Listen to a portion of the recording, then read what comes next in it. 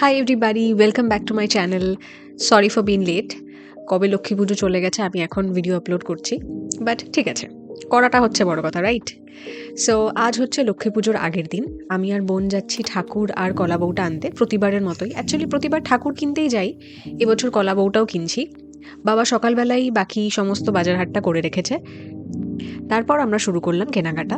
রাস্তাঘাটটা প্রচণ্ড ভালো লাগছিল, পুজোটা সবে সবে শেষ হয়েছে, একটা মন খারাপ তো থাকেই। তবুও সবাই বেরোচ্ছে, কেউ ঠাকুর কিনছে, কেউ ফল কিনছে, যারা অফিস ফেরত বাড়ি ফিরছে তারা অনেক কেনাকাটা করে বাড়িতে নিয়ে যাচ্ছে রিক্সা করে, টোটো করে। So it was really treat for the আইস।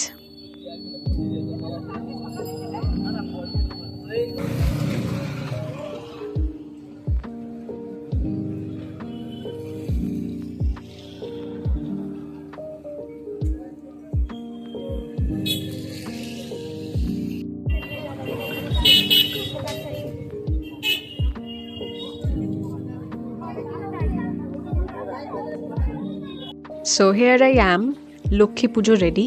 মায়ের শাড়ি, জুয়েলারি সব পরে নিয়েছি। আর প্রথমেই বলে রাখি, আমি কিন্তু একেবারে আলপনা দিতে পারি না। আমার এই তুলি দিয়ে আলপনাটা, এইটুকু আলপনা দিতেই আমার অনেকক্ষণ সময় লেগেছে এবং প্রচণ্ড হাত কেঁপেছে। এই দায়িত্বটা প্রতিবার আমার বোনের থাকে, যেহেতু এবার ওর প্রচণ্ড শরীর খারাপ, সেই কারণে দায়িত্বটা আমি নিয়েছি। So yeah.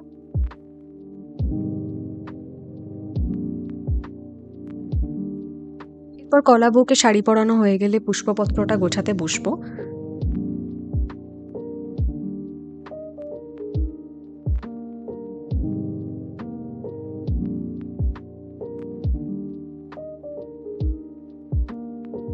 আর এদিকে আমি যখন পুষ্পপত্রটা গোছাচ্ছিলাম, মা আমার পাশে বসেই ফলগুলো কাটতে শুরু করে দিয়েছে।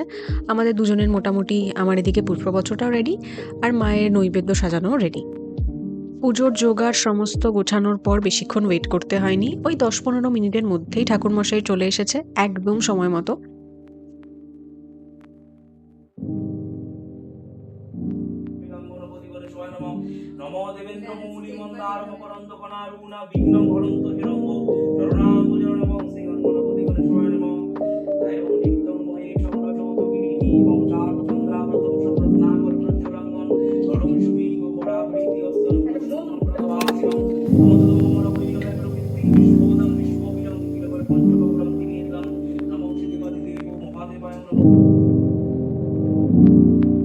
আমাদের বাড়ির লক্ষ্মী পুজো এবছরের মতো শেষ।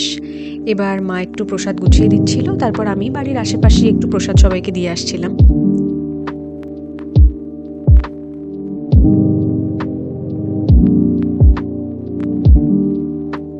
এভাবেই কেটেছে আমার লক্ষ্মী পুজো, আমাদের লক্ষ্মী পুজো বলাই বাহুল্য। See you in my next blog very very soon, I promise. Till then, tata.